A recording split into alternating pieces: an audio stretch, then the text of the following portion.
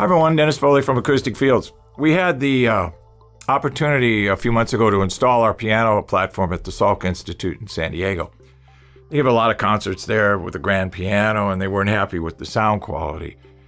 One of the problems, obviously, is the room. It was really not designed for that kind of situation in a lot of areas, and this is common in a lot of facilities. You know, they use rooms for multiple purposes and multiple usages, so you're going to get a little compromise on performance, one usage, you know, over the other. So let's just step back a little bit, and we kind of elevate these pianos on big platforms, and we say, well, you know, they're such a wonderful instrument.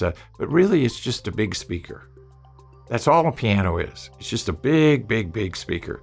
So the same rules that we apply in acoustics, we can apply here to the piano. It's big. I mean, the string bed is huge on a grand piano. I think they're 7 foot long or something like that. So we have all this energy contained in this speaker cabinet, the piano. And where's that energy going? Well, it's going up, it's going down, it's going out the sides if it's low frequency energy. So it's really this huge radiating source of energy. And what's the closest boundary surface to it?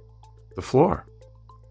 So we're going to get energy from the string bed striking the floor. And that's a small distance. That's like 3 feet.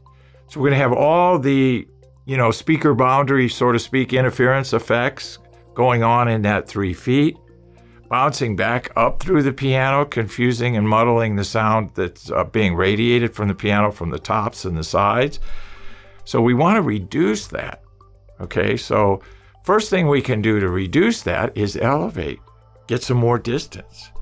Now, we can't get crazy. You know, we can't get 3-4 feet in the air, although there's times when I'd like to, but we can't have the pianist climbing a ladder to get to the piano. I mean, let's face it. So we can elevate it a little bit, but if we elevate it, we want to elevate it, and we also want to absorb the excess energy that's being created from the piano to the floor. So we don't get any pressure variances, you know, which can muddle and smear and blur the sound that we're trying to create. Comb filtering is another issue. So we get this rapid succession of reflections, you know, over a certain frequency range. We want to eliminate that.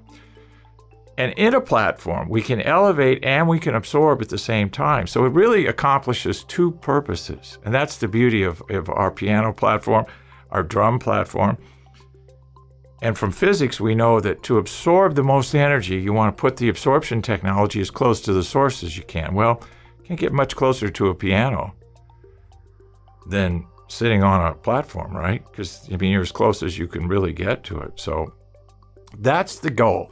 Then the final thing is the isolation from the existing structure. Pianos are powerful. They produce huge amounts of energy, huge amounts of vibration. If they're sitting on a platform or a stage that's moving and vibrating, we're just compounding our problem. So if we elevate, we absorb, and isolate those 3 variables at once with a platform, we're going to have a piano that sounds good.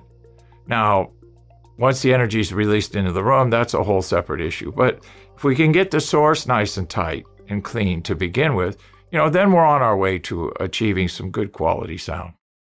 Thank you.